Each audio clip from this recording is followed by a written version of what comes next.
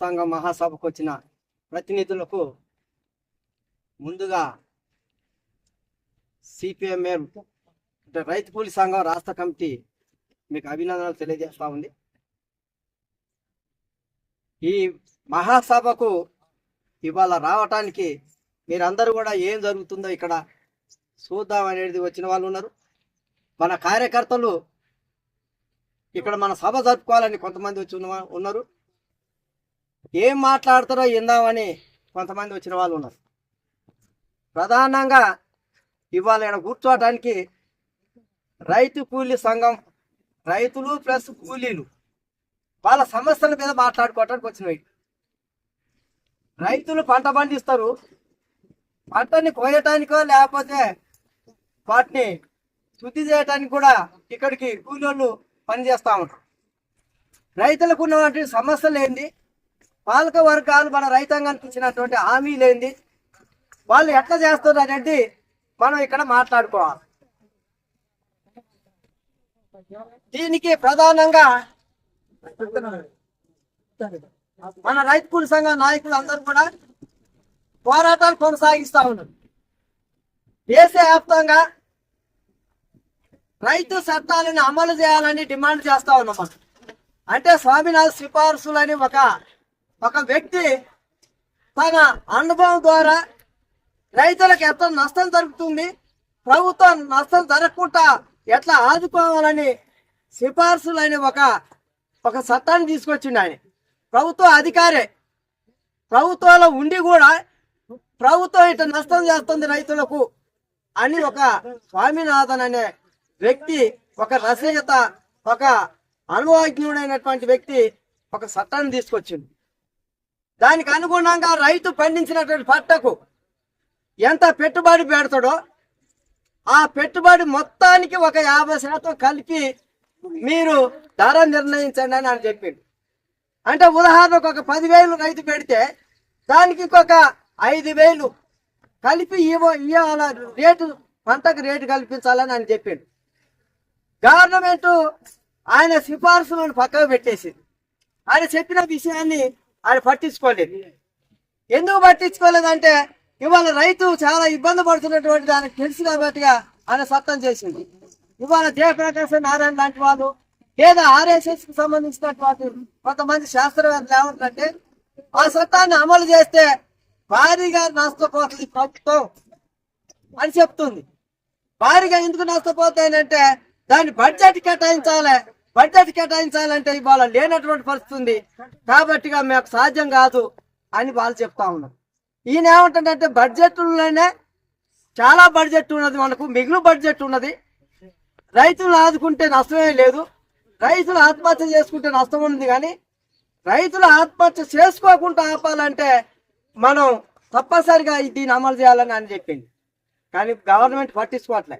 కనీస వేతన చట్టాన్ని అమలు చేయమన్నాడు. కనీస వేతన చట్టం అంటే ఏంటి, ఒక సబ్బుకి 10 రూపాయలు ఉన్నది, లేదా ఒక నూనె ప్యాకెట్కి 20 రూపాయలు ఉన్నది, లేదా ఒక అగ్గిపెట్టెకు 1 రూపాయో 2 రూపాయలు ఉన్నది. అంటే రేట్లు ఉన్నాయి. కనీస వేతన చట్టం అమలు చేయాలంటే నువ్వు పంటకు ఇంత రేటు పెట్టు, 10,000 పెడతావా, 5,000 పెడతావా, 2,000 పెడతావా, కింటాకి ఎంత పెడతావు నువ్వు? ఇవాళ రేట్ లేదు. అనేక సంవత్సరాల నుంచి రైతు సంఘాలు కొట్టాడుతున్నాయి, అనేక సంవత్సరాల నుంచి పార్టీలు కొట్టాడుతున్నాయి.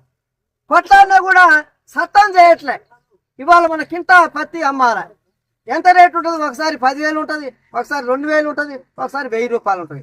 నిర్దిష్టంగా రేటు చెప్పమని అంటున్నాం మనం. ఒక 5,000 ఉంటుంది అనుకోండి, ఒకసారి 6 కావచ్చు, 4 కావచ్చు. చట్టం చేయండి అని మనం అంటున్నాం. మినిమం రేటు కనీస వేతన చట్టాన్ని కింటా పత్తికి 6,000 లేదా 7,000 గవర్నమెంట్ కేటాయించాలి. అగ్గిపేట కేటాయించినావు కదా, సబ్బుకు కేటాయించినావు కదా, నూనె ప్యాకెట్ మీద దాని మీద ఉంటుంది కదా ఇంత రేటు. మెడికల్ ఒక టాబ్లెట్ ఉంటే ఇంత రేటు ఉంటుంది కదా. మరి రైతు పంటకు ఎందుకు ఉండదు? ఉండాలి కదా రైతు పంటకు కూడా. ఎందుకు కేటాయించావు నువ్వు? అంటే ఒకసారి ఆ పత్తి కింట 2,000కి అమ్ముతావు, 1,000 రూపాయలకు కొంటావు, తర్వాత 5,000 కొంటావు, 6,000 కొంటావు. మరి మినిమం రేట్ లేదు, రైతు రేటు పోవాలి. మరి ఈ దేశాన్ని అంతా సాధేది ఎవరు? ఈ దేశానికి అన్నం పెట్టేది ఎవరు? రైతులే కదా. రైతే రాజు అంటారు కదా. రైతు రాజు అన్నప్పుడు రైతుకి ఎందుకు కేటాయించమని మనం డిమాండ్ చేస్తున్నాం, మనం అడుగుతున్నాం. మనమే కదా చట్టాలు ఉన్నాయి, గవర్నమెంట్ చట్టాలు ఉన్నాయి, పాలక వర్గాలు అమలు చేస్తామని చెప్తున్నారు. ఇవాళ యూరియా కట్టలకు డిఏపి కట్టలకు ఇవాళ రైతులందరూ ఏడుంటారు? మహిళలు చిన్నపిల్లలు తీసుకుపోయి అక్కడ లైన్లో కర్ర పెడతారు, లేదా చెప్పులు పెడతారు, కండ వేస్తారు. మంచినీళ్ళు తాగకుండా ముసలోళ్ళు ఆడ కూర్చొని చచ్చిపోతున్న వాళ్ళు ఉన్నారు. ఎందుకు నీకు ఇంత రాష్ట్రంలో ఇంతమంది రైతులు ఉన్నారు, దీనికి అనుగుణంగా డిఐపి కానీ యూరియా కట్టలు కానీ తయారు చేయాలని ముందుగా ప్రణాళిక ఎందుకు ఉండదు అనేది మనం అడుగుతా ఉన్నాం. అయ్యా రేవంత్ రెడ్డి గారు, ఈ పాలనలో రైతులు మొత్తం కూడా లైన్ కడతా ఉన్నారు, మరి వాళ్ళ బాధలు ఎవరు తీర్చాలి? ఎందుకు మీరు మాట్లాడరు అనేది మన రైతు కూలి సంఘం డిమాండ్ చేస్తా ఉన్నది. అలాంటి డిమాండ్ చేసే వాళ్ళని ఇవాళ చాలా మంది రైతుల్ని ఇవాళ మన బత్తుడు తండ వాళ్ళకు వేడిల్లేసి రేట్లు అడిగినందుకు, మార్కెట్కు పోయి కొట్లాడినందుకు వేడిల్లేసి జైల్లో పెట్టింది మన తండ వాళ్ళని, బత్తుడు తండ వాళ్ళు. అంటే రైతులకు వేడిల్లేస్తే చేనే కంచెం వేసింది అనుకోండి, చేనే కాపులు వేస్తాం, చేన్ని కంచేస్తాం, కాపులో చేనికి వేస్తాం కంచెని. ఆ చేనే కంచెం వేసింది అనుకోండి, ఏమవుతుంది?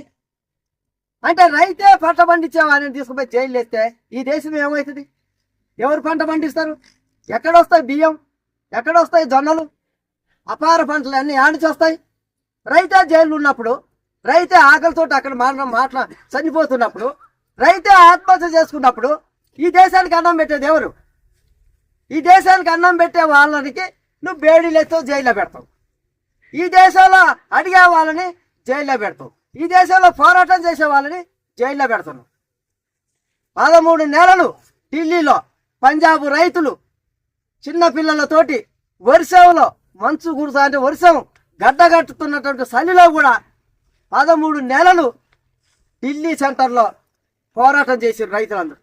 ఎందుకు చేసిరు రైతులు?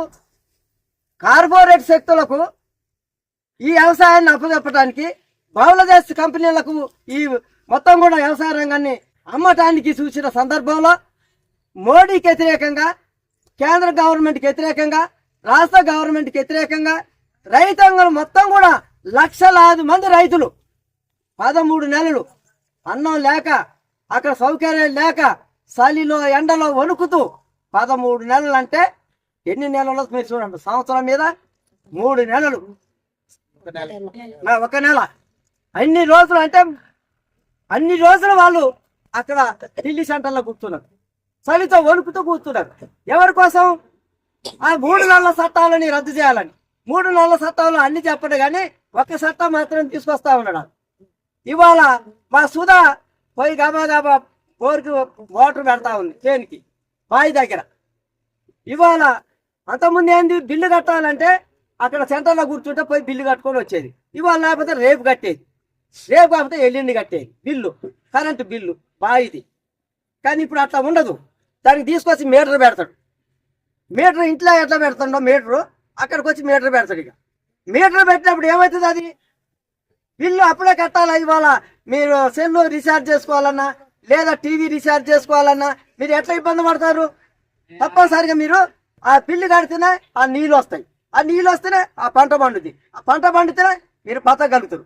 ఆ బతకటానికి, పిల్లల్ని బాగు చేసుకోవటానికి, అప్పుల పాలు కాకుండా ఉండటానికి మన గవర్నమెంట్ ఏం చేస్తుంది? రైతుల్ని మొత్తం నష్టం తీసుకొస్తుంది, వ్యవసాయ రంగాన్ని సంక్షోభాలకు నెట్టేస్తుంది, వ్యవసాయ రంగాన్ని కార్పొరేట్ శక్తులకు అప్పగిస్తుంది, వ్యవసాయ రంగాన్ని మొత్తం కూడా కార్పొరేట్ వ్యవసాయం తీసుకొస్తుంది.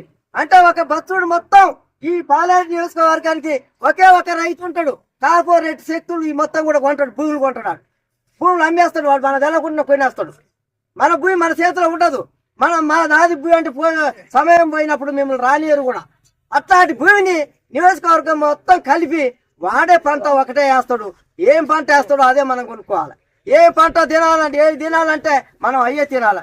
వాడు ఒడ్లు పెట్టవచ్చు, జొన్నలు పెట్టవచ్చు, లేదా వాడు ఇంకా మిర్చి పెట్టవచ్చు, ఏదన్నా ఒక పంట పెడతాడు. ఆ పంట వాడే వేస్తాడు. అందులో కూలీలుగా మనమే చేయాలి. మన భూమిలో మనమే కూలీలుగా మారే స్థితికి ఇవాళ కార్పొరేట్ శక్తులు ముందుకు వస్తున్నాయి. మోడీ దాన్ని అమ్మటానికి సిద్ధమైండు, అమ్మిండు, గొడవలు జరుగుతున్నాయి. పంజాబ్, మహారాష్ట్ర, గుజరాత్ అనేక రాష్ట్రాలలో ఇవాళ గొడవలు జరుగుతున్నటువంటి రైతులు మొత్తం కూడా వాళ్ళ భూములు వాళ్ళ కాకుండా పోతున్నాయి. నీ భూమి అని నువ్వు అనుకుంటావు కానీ నీ భూమి కాదు అది. వాడు కొనేస్తాడు, అప్పటికే కొనేసి ఇక్కడికి వస్తాడు. కొని వచ్చిన దాకా మనకు తెలదు.